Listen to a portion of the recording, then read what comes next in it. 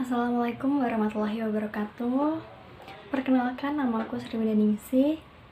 Kali ini aku akan mempresentasikan komunikasi plan terkait dengan vaksin COVID-19. Dan ini adalah analisis situasinya.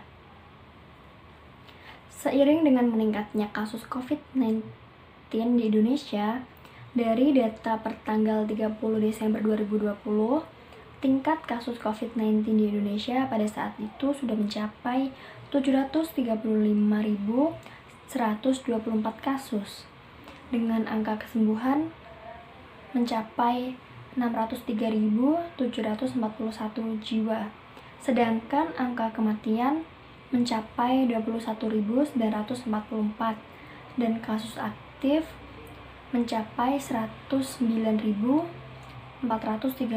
jiwa. Karena hal ini, Indonesia berencana menyusul sejumlah negara yang telah lebih dulu melakukan vaksinasi, yang rencananya akan dilaksanakan pada pertengahan Januari ini. Berita mengenai vaksin ini telah tersebar luas, dan diantaranya pun terdapat berita tidak benar yang tentunya sangat merugikan penyelenggaraan vaksinasi ini.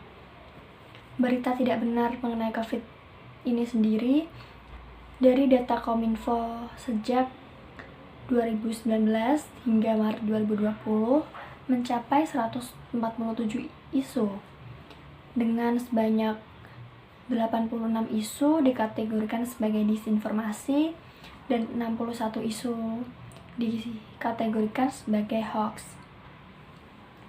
Karena berita tidak benar ini, banyak masyarakat yang ragu-ragu dan tidak percaya dengan data dari pemerintah. Selain itu, banyak juga masyarakat yang enggan untuk melakukan imunisasi atau vaksinasi ini. Dan baru 55% masyarakat yang yakin efikasi vaksin COVID-19 dari pemerintah. Yang kedua ada objektif dan goals. Tujuan dari komunikasi plan tentang sosialisasi vaksin COVID ini adalah dengan memberitahu serta mengedukasi masyarakat mengenai vaksinasi COVID-19. Seperti apa itu vaksin COVID-19, tujuan dilakukannya vaksinasi ini, siapa saja yang boleh dan tidak boleh divaksin, dan lain sebagainya. Sehingga masyarakat tahu lebih dalam mengenai vaksin ini. Dari yang awalnya masyarakat kurang percaya terhadap vaksin ini, setelah diadakannya sosialisasi ini akan semakin percaya, dengan tingkat kepercayaan bisa sampai mencapai 90% hingga 100%, karena masyarakat mengetahui benar tidaknya berita.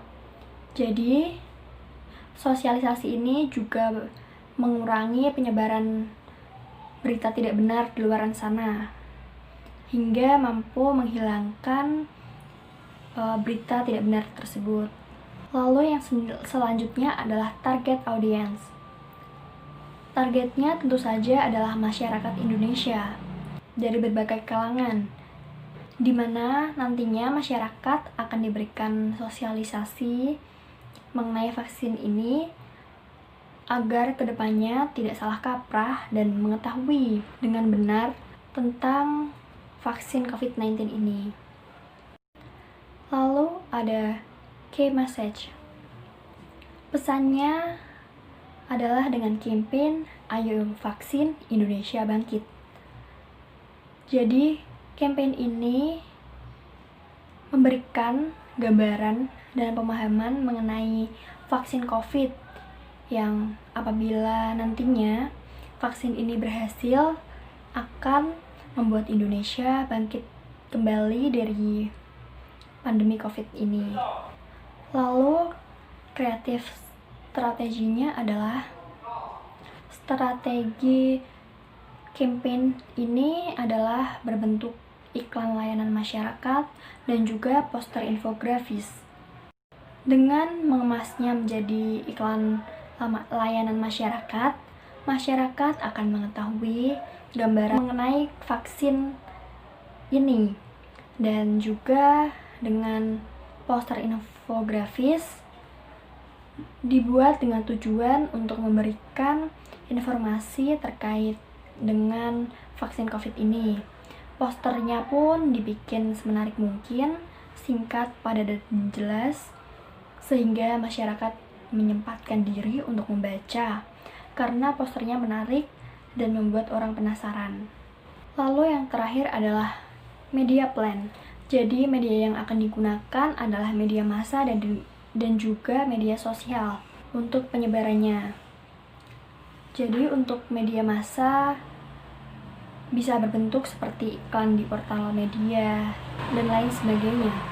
Ada juga media cetak seperti koran, tabloid, majalah, dan media online seperti berita online, majalah online, atau tabloid online. Dan tentunya kita juga memanfaatkan keseluruhan dari media sosial seperti Facebook, Twitter, Instagram, YouTube, dan lain sebagainya. Juga kita bekerja sama dengan pemerintahan, baik pemerintahan daerah maupun pusat di seluruh Indonesia untuk menyebarkan campaign ini, baik itu melalui website ataupun media sosial mereka. Terima kasih.